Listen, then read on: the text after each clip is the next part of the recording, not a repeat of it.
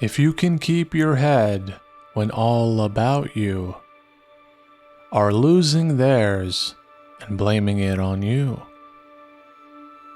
If you can trust yourself when all men doubt you, but make allowance for their doubting too. If you can wait and not be tired by waiting, or being lied about, don't deal in lies. Or being hated, don't give way to hating, and yet don't look too good, nor talk too wise. If you can dream, and not make dreams your master. If you can think, and not make thoughts your aim. If you can meet with triumph and disaster, and treat those two impostors just the same. If you can bear to hear the truth you've spoken, twisted by knaves to make a trap for fools, or watch the things you gave your life to broken, and stoop and build them up with worn out tools. If you can make one heap of all your winnings and risk it on one turn of pitch and toss, and lose and start again at your beginnings, and never breathe a word about your loss. If you can force your heart and nerve and sinew to serve your turn long after they're gone, and so hold on when there is nothing in you except the will which says to them, hold on. If you can talk with crowds and keep your virtue, or walk with kings nor lose the common touch, if neither foes nor loving friends can hurt you, if all men count with you, but none too much, if you can fill the unforgiving minute with 60 seconds worth of distance run, yours is the earth and everything that's in it, and which is more, you'll be a man, my son.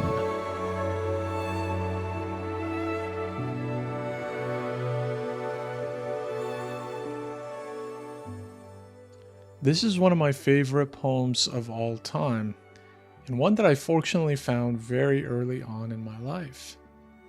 But it wasn't until recently that I began to uncover some of its spiritual wisdom, along with its general inspiration for life.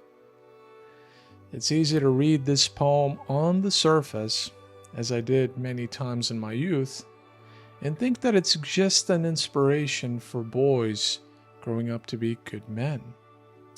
But take away the pronouns and masculine cover, and you will find a timeless wisdom that is as deep and profound as that in any other spiritual poem. Now, I'm not sure if that was Rudyard Kipling's intent, but certainly that is how I perceive and interpret this poem. Because if you read or listen carefully, you'll notice that he talks about a desired state, one in which we rise from being merely humans to being something more. The line that really captures all of this is the penultimate line, where Kipling says, yours is the earth and everything that's in it. Just think about this for a moment. Everything that is in the earth is yours, including the earth. It's yours because you are not this illusionary self called the ego. You are not a he or she. You are not this or that. You simply are. And this energy, this consciousness, is found everywhere. So if you're able to see your true nature, you will see that it is everywhere and lives in everything. This is how the earth and everything in it can become yours. But of course, there is no free lunch here. You have to work to reach this state. You can't simply follow your ego and never try to improve or grow. There is an effort, time, and process involved.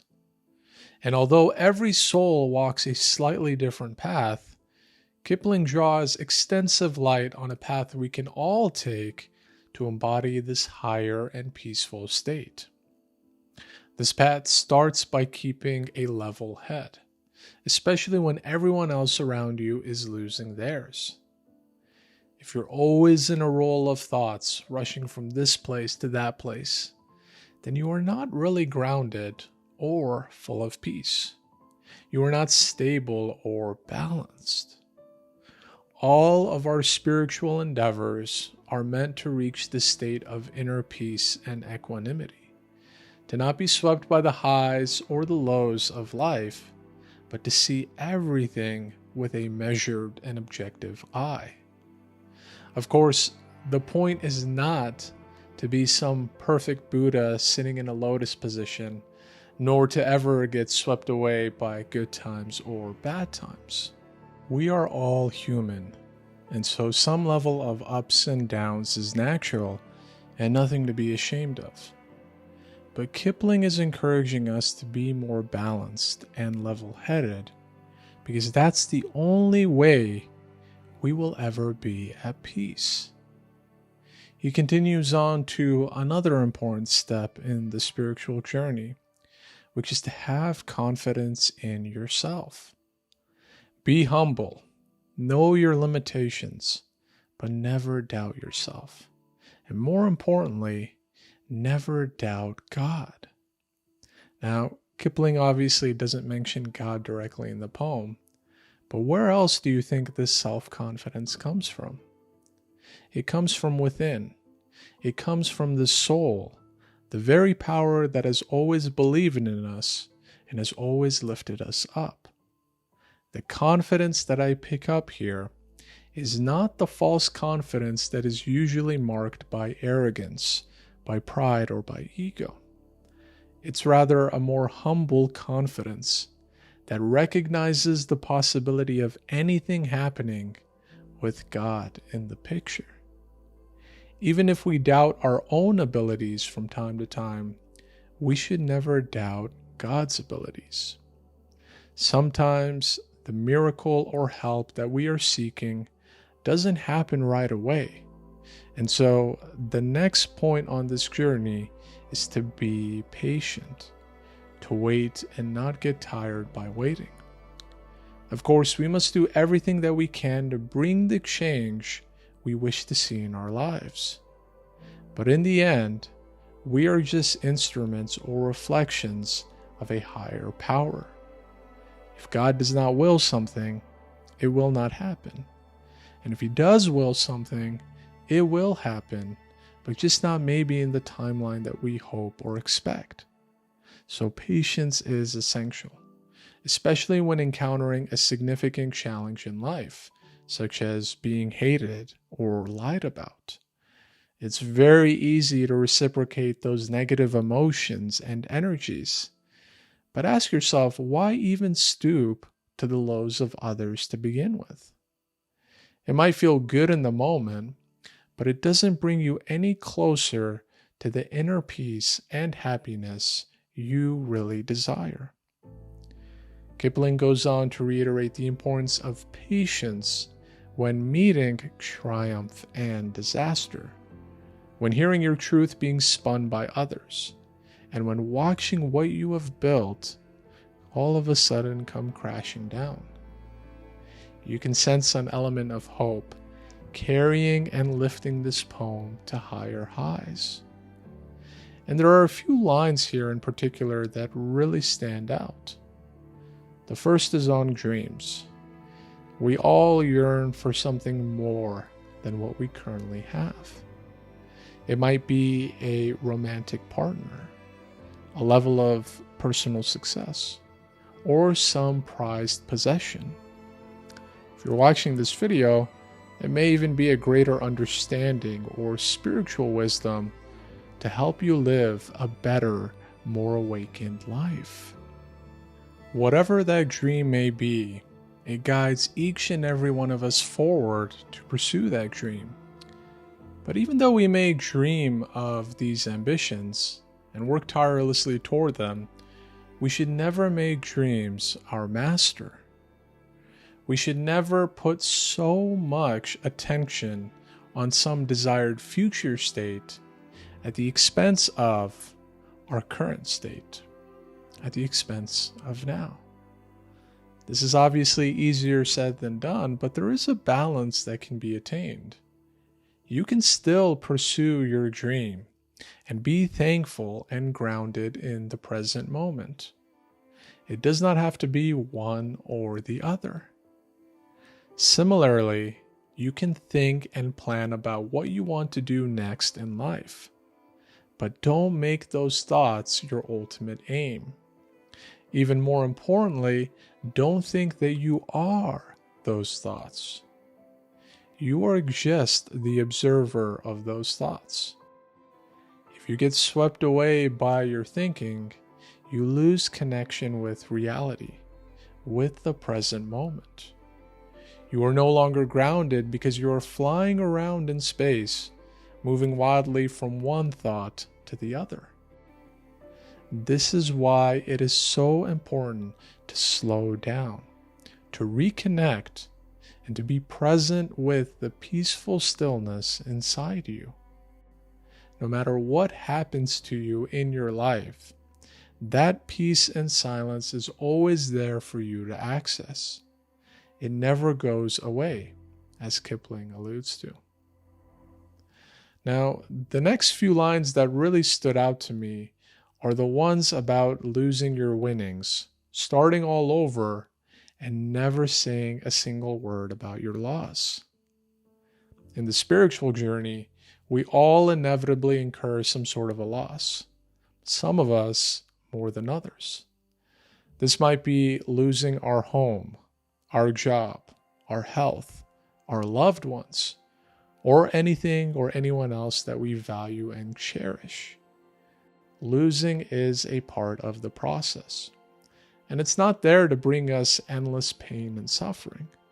It's there to be our greatest teacher, to help us move to a higher level of consciousness, to experience a peace and understanding that we have yet to discover. If we resist the loss, then we never really learn or grow from the experience, and are bound to continue suffering without any sort of awareness to help us break out of this vicious cycle. Which is why I love these lines from the poem. Just to reiterate, I don't think Kipling was necessarily inspired at a strictly spiritual level when he composed this famous poem. But if you look closely, there are definitely a lot of spiritual elements here. And the last few lines that I wanted to focus on can be found at the end of this poem. There's something poignant about these lines that I can't necessarily put my finger on, but my heart is both sad and happy. Let's start with the lines about not getting hurt by others, whether that's your foes or your loved ones. To truly be at peace and grow spiritually, we must let go of the things and words of others that bother us. Sometimes we receive a comment or remark that makes us sad or even resentful. Or we might experience an action that rubs us the wrong way. This reaction hurts even more when it comes from a loved one. But let go of these things. Rise above them and never look at anyone differently because of it. Now, I may get the most backlash for this part of the interpretation, But hear me out here just for a second. You are reading this poem or watching this video because you want to grow, because you no longer want to suffer, and because you want to embody your truest and most peaceful self. But unfortunately, not everyone is on the same page as you, at least not yet. I always say that you can't judge someone because you never know what goes on in their life when they are not around. Sometimes you see a caterpillar and think that is all there is to see. But inside that caterpillar, a beautiful butterfly can grow at any moment. Maybe that person that said a harmful word to you experiences an epiphany and all of a sudden wants to change. You just never know. But the point is not to wait for others to change. The point is for you to change. For you to evolve from a simple caterpillar that crawls to a magnificent butterfly that soars. And so you have to develop a thick skin and let the harmful words and actions of others slide down you like water. If you let it stick, then you are shackled to the ground and can never fly free. But if you can rise above such actions and remarks, then the earth is truly yours, my friend. Naturally, there is so much more that one can gather and learn from this poem. But regardless of how you read and interpret it, I hope you go deeper than just the words on the page and feel the wisdom they are trying to impart. Remember, you have the earth. You are the earth. But there's a huge condition to this that's summed up by the beautiful title of this poem, If. So I hope you guys enjoyed this video and feel more inspired now to change this if into reality. I don't have any doubts as to your ability or willingness to do it, because just you simply being here is a testament to your desire to grow and awaken. And if that's the case, then I highly encourage you to subscribe to the channel if you haven't already, because there are so many similar videos and poems that can shed some light onto your life and help you on this difficult but extremely rewarding journey, the spiritual journey. So take some time to read the poem and feel free to drop a comment letting us know what you think. But for now, and as always, I thank you for watching, and I hope that we can soon get rid of this if.